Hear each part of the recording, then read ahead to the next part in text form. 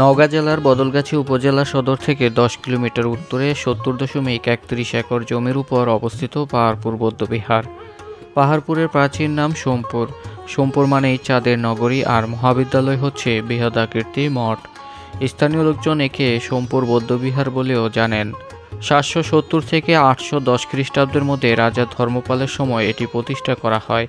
অষ্টম ও নবম শতাব্দীতে পাল বংশের দ্বিতীয় ও তৃতীয় রাজা ধর্মপাল এবং তার পুত্র দেবপালের পৃষ্ঠপোষকতায় পাহাড়পুর বিহার ও মন্দির গড়ে ওঠে।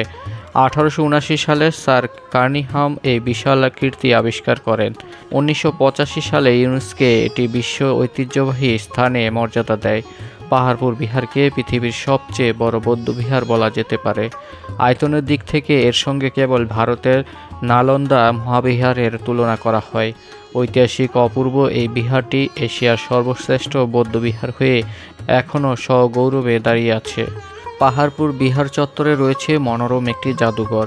খলিফা হারুন আল রাশিদের শাসনামলে বিহার খননকালে মাটির নিচ থেকে 125টি রৌপ্য মুদ্রা ভরা মাটির পাত্র পাওয়া যায়, যেগুলো জাদুঘরে সংরক্ষিত রয়েছে।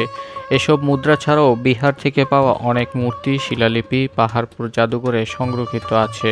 প্রতিদিনই বহু দেশি বিদেশি পর্যটক ও সাধারণ মানুষের সমাগম হয় এই বৌদ্ধবিহার দেখার জন্য। বিশেষ করে ছুটির দিনে প্রচুর দর্শক আসে এখানে।